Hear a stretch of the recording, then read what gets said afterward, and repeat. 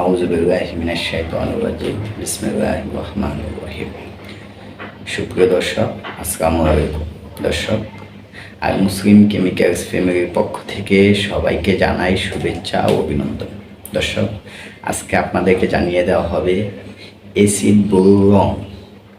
এটি কি, এর ব্যবহার এবং কোথায় পাবেন। দর্শক, অ্যাসিড ব্লু একটি অ্যাসিড রঞ্জক যা জলে দ্রবণীয় এবং এই অ্যাসিডগুলো অ্যানিয়নিক ও শোষণ গবেষণার জন্য ব্যবহৃত হয়।